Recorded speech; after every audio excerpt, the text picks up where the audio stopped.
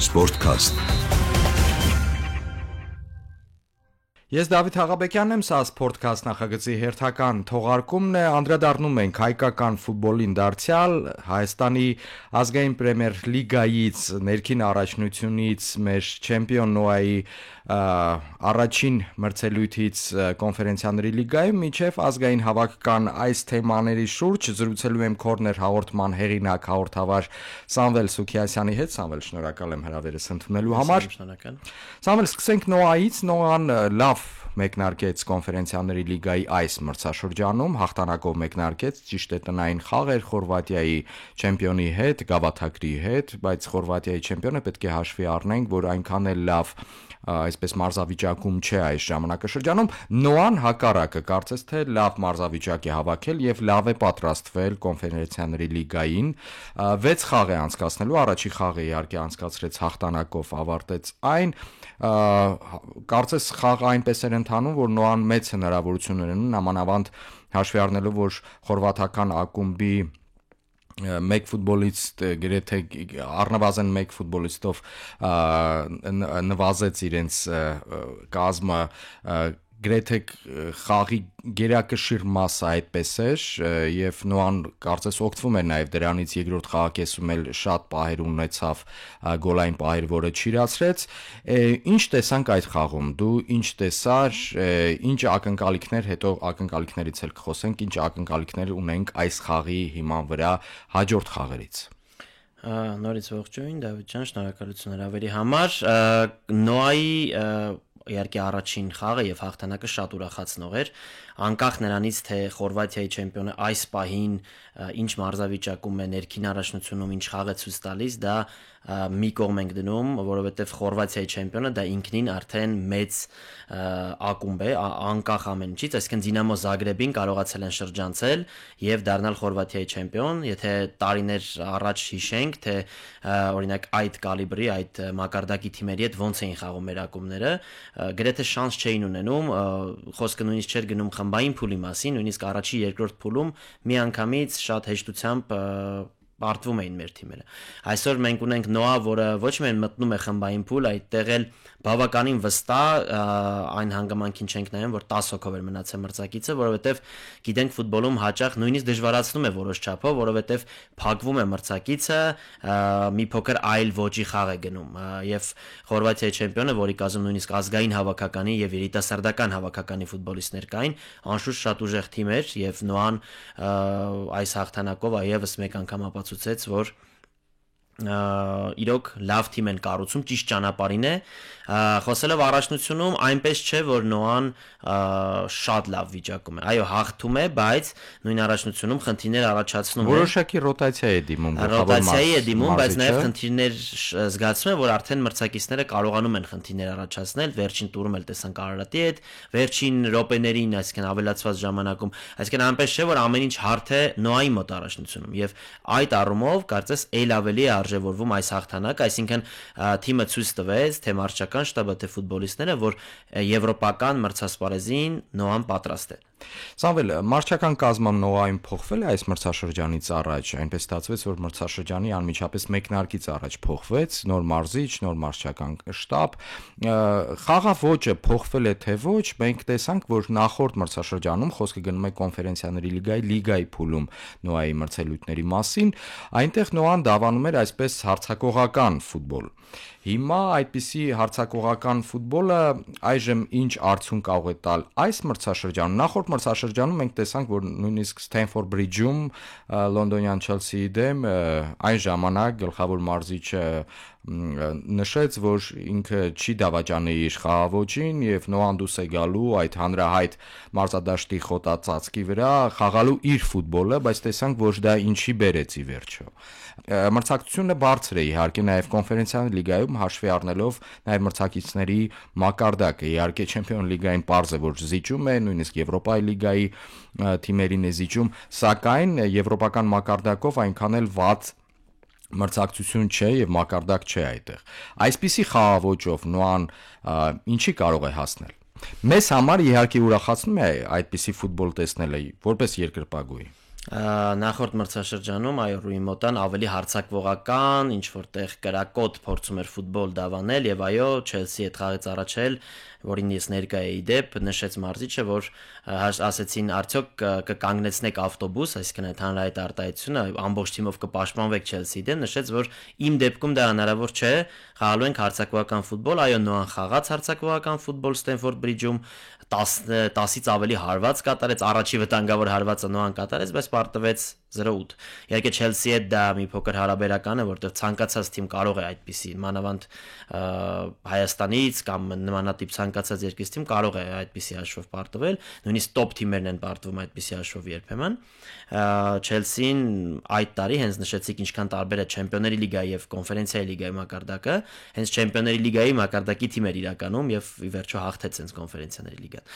Սանդրո Պերկովիչը ավելի պրագմատիկ ֆուտբոլ է դավանում, ավելի շատ ուշադրություն է դարձնում բալանսավորված խաղին, պաշտպանությանը երբեմն, այսինքն այստեղ առաջնորդվում է նաև արդյունքը, այսինքն փորձում է համադրել հարձակվողական խաղը եւ ավելի պաշտպանողական ճիշտ կառուցված, հիմքից կառուցված խաղը։ Դժվարություններ կային ի սկզբանե, որտեղ նոր մարզիչ գիտենք, որ կազմի մեծ մասը պահպանվել էր նախորդ մրցաշրջանից եւ սովորել էին մեկ խաղաոճի եւ միշտ անցնցում շատ դժվար է դա այդ փոփոխությունները անել, այլ խաղաոճ, այլ մարտավարություն, բայց կամած երևում է, օրինակ երեկվա խաղն էլ ցույց տվեց, որ կարծես թե տեղ հասնում են մարզչի մտահղացումները եւ խաղային փիլիսոփայությունը։ Տեսանք, որ Նոան այդ խաղում փորձում էր հնայունչափ, ճիշտ է, առաջի գոլը բավական վաղ հատվածում եղավ, միակ գոլը այդ խաղի։ Եվ Նոան փորձում է այդ պրագմատիզմով որոշ չափի պահել, նամանանդ երբ որ կարմիր քարտով հեռացվեց խորվատական ակումբի ֆուտբոլիստը, Նոան ճիշտ է գրոհում էր, շարունակում էր գրոհել եւ փորձում էր երկրորդ գոլը խփել եւ ի վերջո փակել, այսպես ասենք, այդ խաղը, ապահովագրել իրեն վերջի վարկյաններին, վերջին րոպեներին անակնկալներից, տհաճ անակնկալներից, մենք տեսանք, որ Նոան փորձում է հնայունչափ, այսպես ասենք, չեզոքացնել խորվատնել բոլոր հնարավորությունները գրոհելու եւ պատասխան գնդակը հեղինակելու։ Այդ առումով շատ հետաքրքիր է, որ եթե չեմ սխալվում, ըստ վիճակագրության ընդամենը 2 հարված է կատարել խորվաթական ակումբը, վտանգավոր ինչ-որ պահ փորձել ստեղծել, դա ինքնին արդեն մեծ ցուցանիշ է, դա էլ։ Այսինքն եթե մենք ոչ միայն նայենք հաշվին, որ կարողացանք հաղթել Խորվաթիայի չեմպիոնին, բայց ինչպես կարողացանք վնասազերծել, ինչպես նշեցիք, ամբողջությամբ եւ մարզիչն էլ դրա մասին խոսեց հետխաղի ասուլիսի ընթացքում, որ այսինքն այդպիսի ուժեղ ակումբը, որը ֆիզիկապես այդքան պինդ, մեծ փորձով ֆուտբոլիստներով համալրված որակյալ, չի կարողանում գրեթե պաս ստեղծել եւ այստեղ էլ հենց այո այդ բալանսավորված ֆուտբոլ, բավականին լավ պաշտպանություն, ստեղել ուրախությամբ նշենք Սերգեյ Մուրադյանին,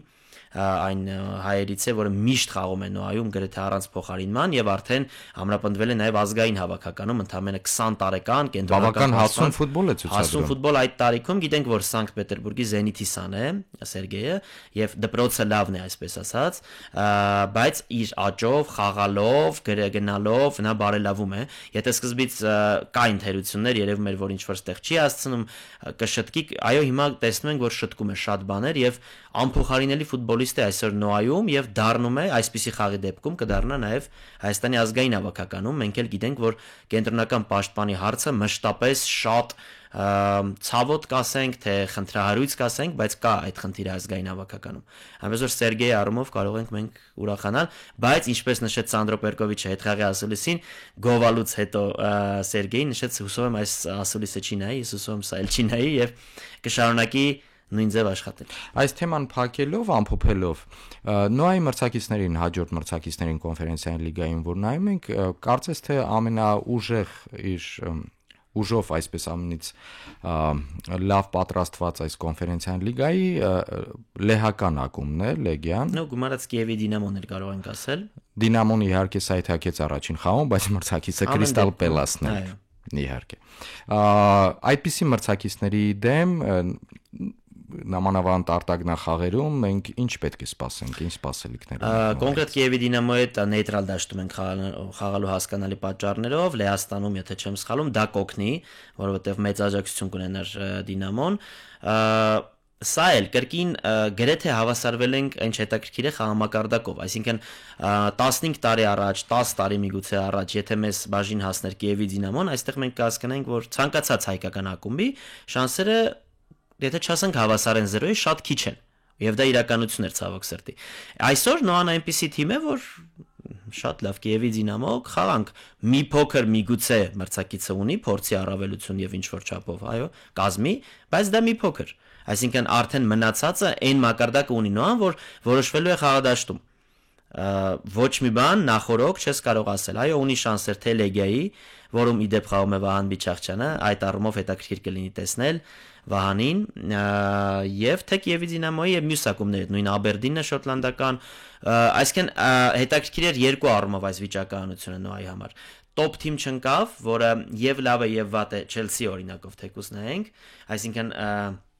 խաղում ես շատ որակյալ թիմի հետ եւ դա ֆուտբոլային տոն է ամեն դեպքում քո երկրի համար, մյուս կողմից շանսերը շատ քիչ են։ Այս պարագայում նենց այնպիսի թիմեր են ընկել նոային, որ հնարավոր է հաղթել ցանկացած խաղ եւ հնարավոր է եւ պետք է կարծում եմ պայքարել փլեյօֆի ուղեգրի համար։ Սա անցնում ենք այլ թեմայի, մեր ներքին առաջնության Հայաստանի Պրեմիեր Լիգային, ինչպես դու նշեցիր, Սամվել, որոշ չափի նույնիսկ Կիևի Դինամոյի հետ, այսինքն ուկրաինական այդ տասնամյակներ շարունակ թե խորհրդային միության առաջնությունում որոշ տարիներին գերիշխող ակումբի, այդպես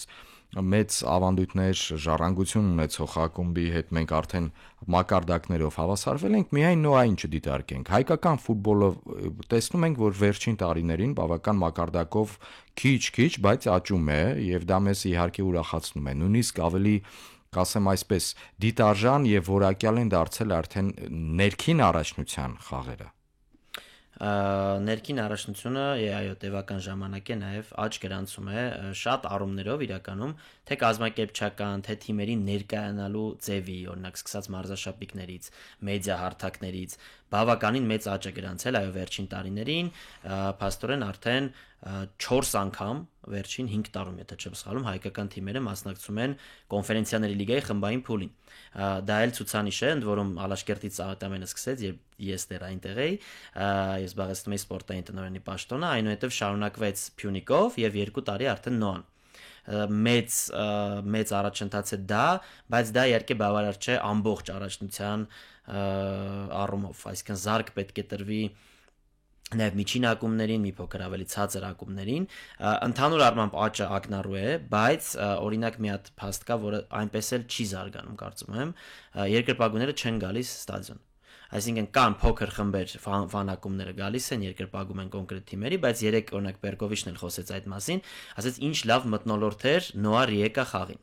Եվրագավաթ, մեծ տոն, լավ մթնոլորտ։ Առաջնությունում, ասում եմ, մոտ նույն ստադիոնում խաղում էինք 5 օր առաջ Արարատի հետ եւ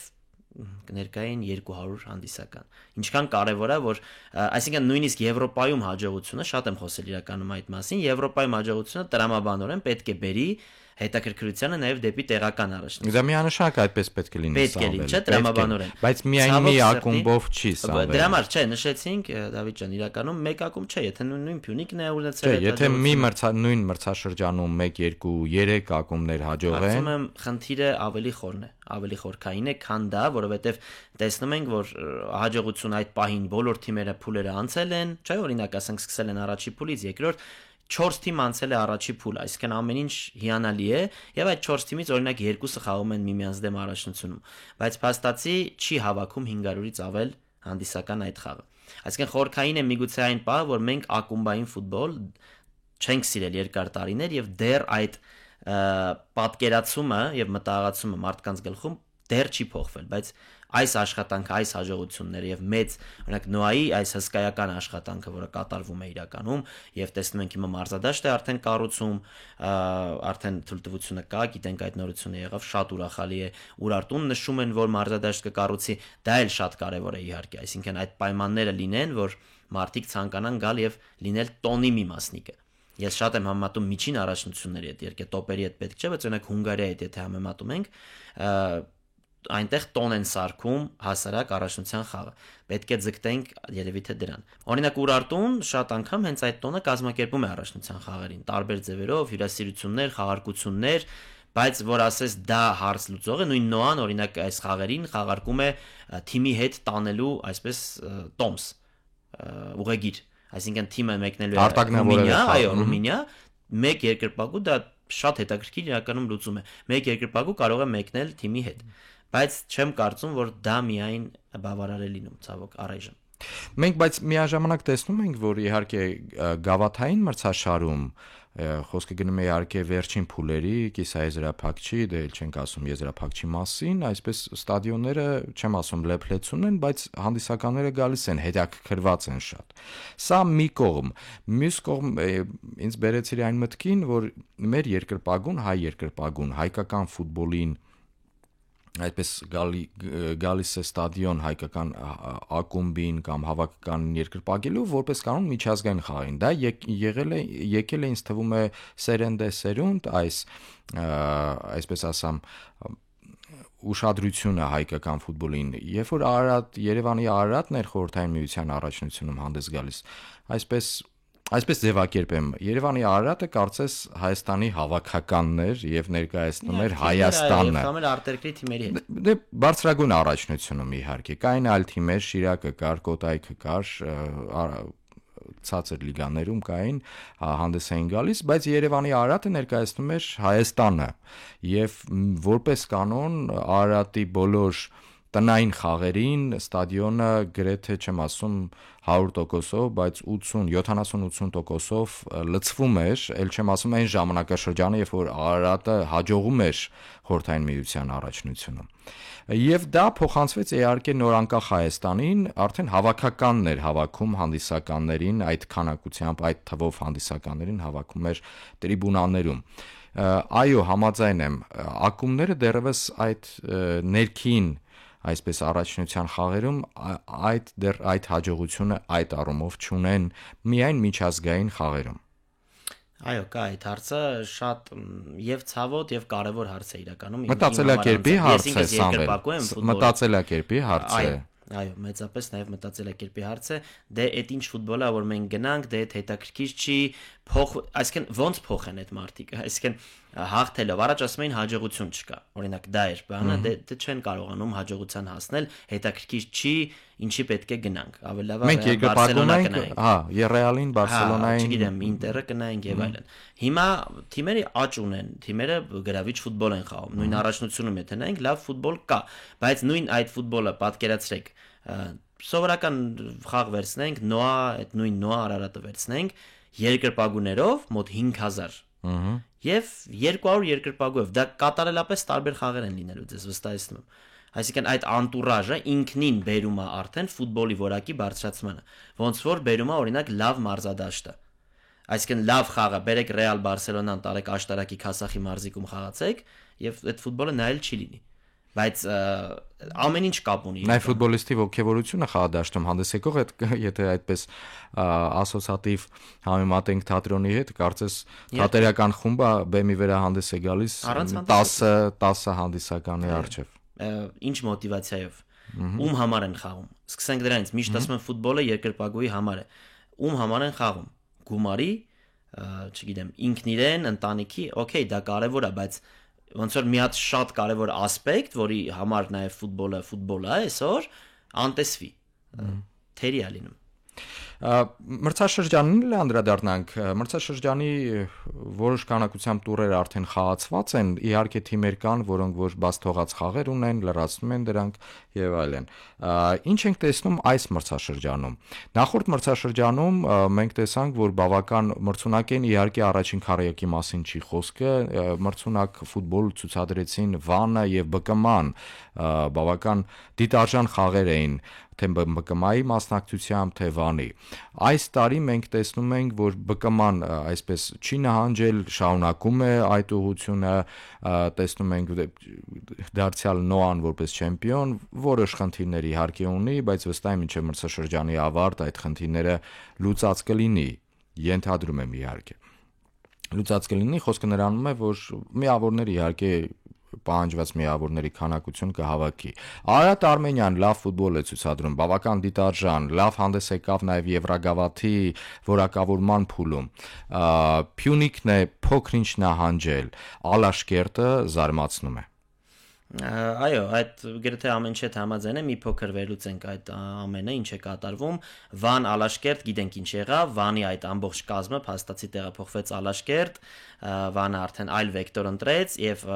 իսկ Վանը այդ երիտասարդ աֆրիկացիներով, նաեւ մեր հայերով, բավականին հետաքրքիր հայ ֆուտբոլիստներ կան երիտասարդ, Վահե Գևորգյանի գլխավորությամբ շարունակեց արդեն Ալաշկերտում եւ տեսնում ենք, որ արդյունք դա տալիս է դիտարժան ֆուտբոլ, լավ ֆուտբոլ եւ նույնիսկ եթե չհաշվենք միավորները, որ այնտեղ կան կորցրած եւ միավորներ, բայց առաջի տեղում է Ալաշկերտը եւ դա իհարկե ուրախացնում է։ Նոային էլ հաղթեց։ Նոային էլ հաղթեց, Նոան այդտեղ հենց փորձեց ռոտացիա անել, Ալաշկերտն էլ արագ-գավազդ ֆուտբոլիստների շնորհիվ իհարկե կարողացավ մեծ տարբերություն ստեղծել, արժանի հաղթանակ տալով։ Այսինքն Ալաշկերտը մեծ քայլ առաջ է կատարել, որովհետև այստեղ արմատական փոփոխություններ եղան եւ այո, ինչպես նշեցի, այդ ամբողջ պրոյեկտը նախագիծը տեղափոխվեց Վանից Ալաշկերտ։ Արարատ Արմենիան իրոք շատ լավ ֆուտբոլ է խաղում, ինչպես նշեցիք, թե Եվրագավաթներում, այսինքն ռումինական թիմի հետ, որին շրջանցեց եւ թե Սպարտան, որ շատ ուժեղ թիմ է, այստեղ ճիշտ է չստացվեց արդյունքի հասնել, բայց շատ լավ ֆուտբոլ խաղաց Արարատ Արմենիան, Ժիրայր Շաղոյան, Արթուր Սերոփյան եւ չընկրկեցին այդ ուժեղ մրցակցի դեմ իր նույնիսկ մրցակցի դաշտում, խաղացին լավ ֆուտբոլ, այդտեղ էլ ներկայի եւ նույնիսկ չեխ երկրպագուները նշում էին, որ ինչքան լավ ֆուտբոլ, այսպես ասած պատվով ֆուտբոլ խաղաց Արարատ Արմենիան։ Հիմա էլ շարունակվում է, շատ են գովում նաև Տուլիպային, թե որպես մարդ, գլխավոր մարզչին, եւ թե որպես մասնագետ բավականին հետաքրքիր թիմ է կառուցել Արարատ Արմենիայում։ ԲԿՄ-ն շատ է ուրախացնում, ինչպես նշեցիք, այո, ԲԿՄ-ում տեսնում ենք աճ ֆուտբոլիստների եւ ուրախացնում է այն փաստը, որ այդտեղ երիտասարդ հայ ֆուտբոլիստներ են։ Այո, միանշանակ եւ շատ է խոսվել երկար տարիներ այն մասին, արդյոք ԲԿՄ-ն իր նպատակին ծառայում է, չի ծառայում, խանգարում է, որոշ մարդիկ նշում էին, բայց ի որոշ խնդիրներով հանդերձ, որը ցանկացած նախագծում կարծում եմ կգտնես բան, որը օրինակ այ լավ կլիներ սա այսպես արվեր, անթերի չէ միանշանակ, բայց այն որ մենք օգուտ ենք տեսնում ԲԿՄ-ից եւ Արմեն Գյուլբուդեղենցը ինչպես այն ժամանակ Մխիթարյանենց սերունդը կրթեց, հիմա էլ կարողանում է ստեղ շատ լավ աճ ապահովել, դժվար մեկնարկ ունեցավ, բայց հետո զգացվեց, որ աճ է ունենում եւ այսօր երիտասարդական հավաքականին բավականին շատ ֆուտբոլիստներ է տվել եւ թակում են ազգայինի դուռը, տեսնում ենք Նարեկ Հովհաննիսյանը, Պետիկը մինչեւ այդ եւ շատ այլ ֆուտբոլիստներ այսօր ուրախացնում են, նույնիսկ Եվրոպա են տեղափոխվում։ Այնպես որ ԲԿՄ-ն կարծում եմ միանշանակ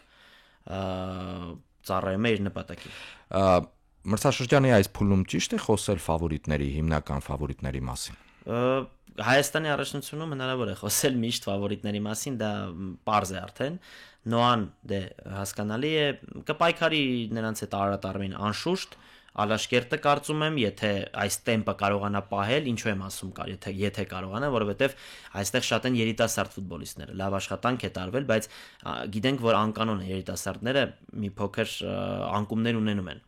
Բայց եթե կարողանա պահել Ալաշկերտն էլ կմասնակցի, Փյունիկը եթե կազմով կարող է մասնակցել, այստեղ մնում է, որ այնտեղ էլ մարզչական փոփոխություն տեղի ունեցավ եւ եթե ստացվի մտահղացումները փոխանցել, Փյունիկն էլ կմիանա։ Ուրարտուի պարագայում ինչ կասեք, դարձել մարզչական փոփոխություն, Ռոբերտ Արզումանյանն է այնտեղ վերադարձել։ Ուրարտուին էլ երբեք մոռանալ պետք չէ,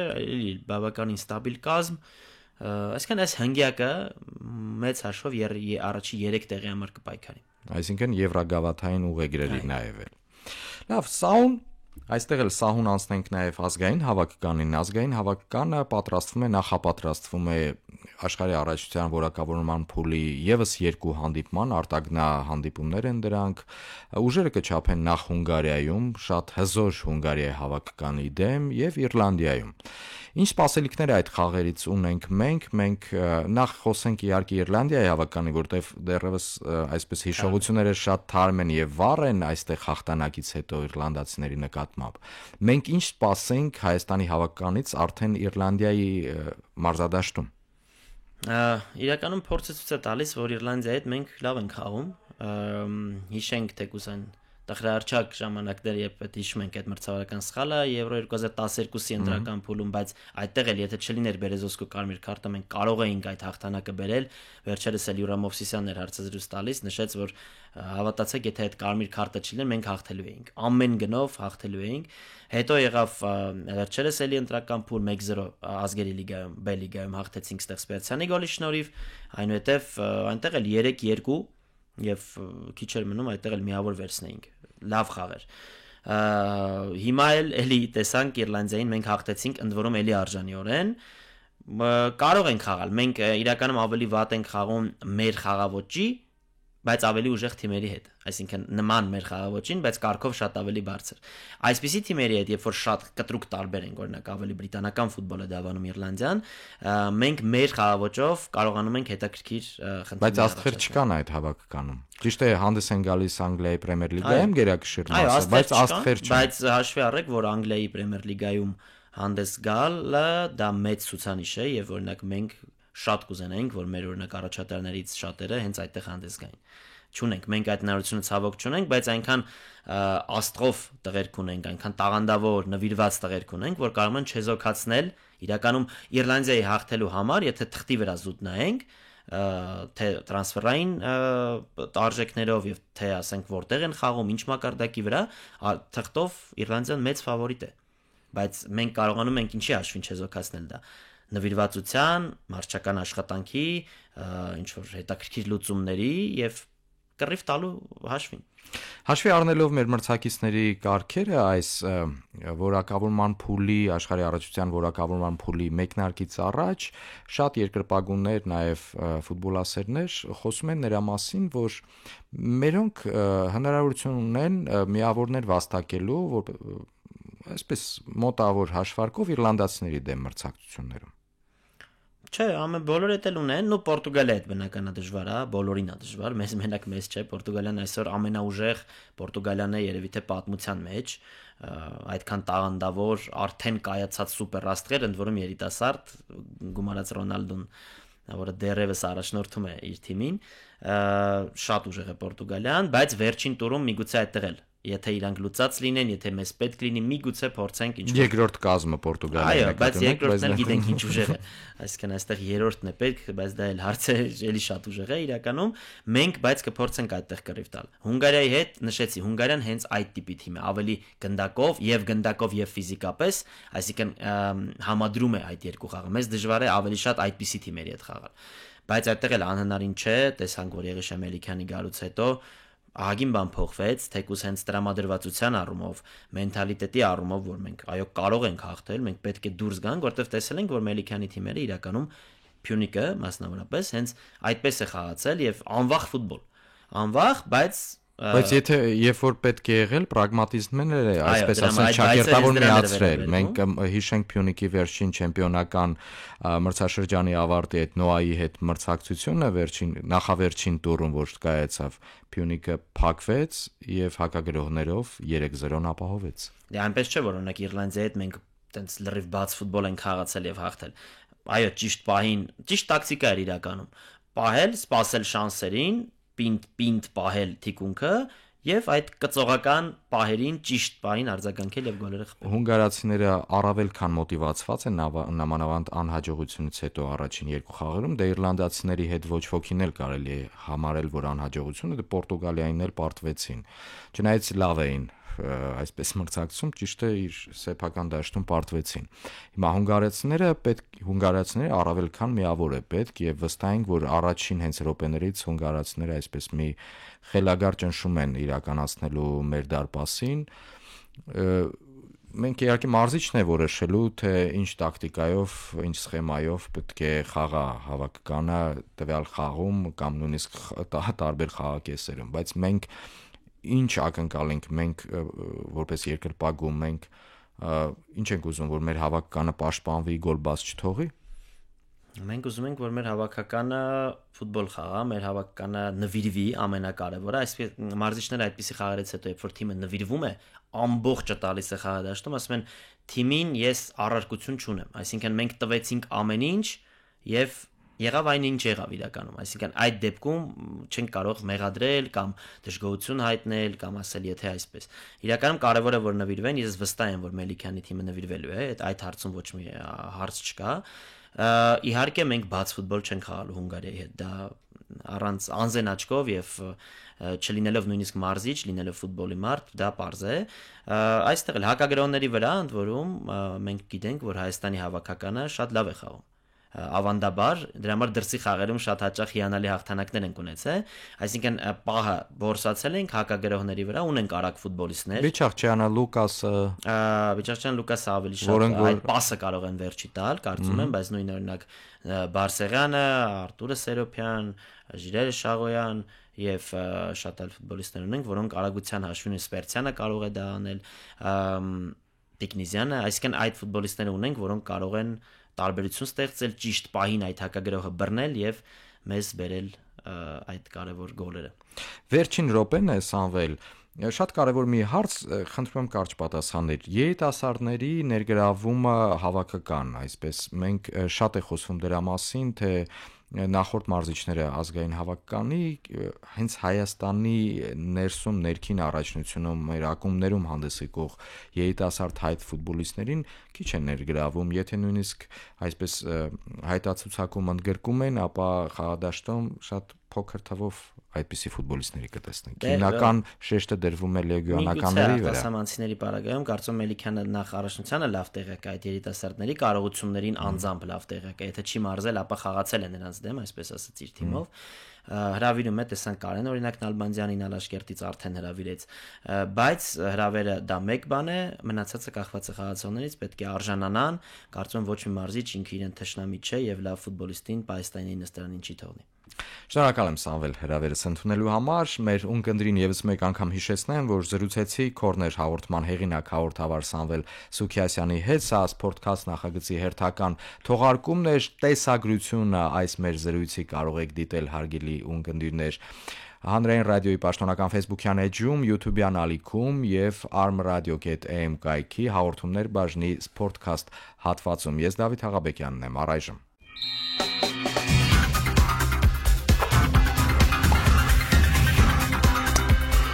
Sportcast